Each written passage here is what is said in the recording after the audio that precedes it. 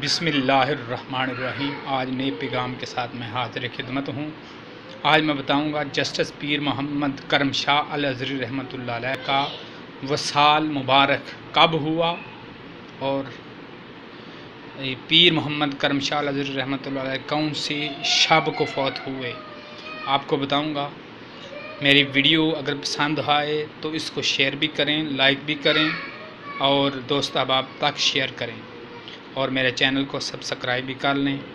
आइए मैं बताता हूँ कि जस्टिस पीर मोहम्मद करम शाह अल अज़हरी रहमतुल्लाह अलैह 9 और 10 ज़िलहज की शब को इस दुनिया से पर्दा फरमा गए और उनके लिए दुआए मग़फ़िरत भी कीजिए। ज़्यादा से ज़्यादा कुरान पाक पढ़कर और दुरूद पाक पढ़कर उनकी रूह को साले सवाब कीजिए ताकि कुछ ना कुछ कुरान पाक पढ़ के इसाल किया जाए।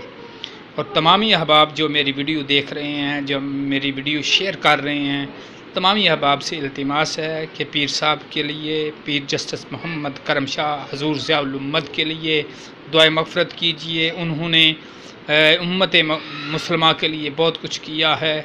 हमारा हक़ बनता है कि हम उनके लिए कुछ ना कुछ इसाल किया करें। अल्लाह ताला से दुआ है कि अल्लाह ताला पीर मोहम्मद करम शाह अल अज़हरी रहमतुल्लाह अलैह के दर्जात बुलंद फरमाए। आमीन।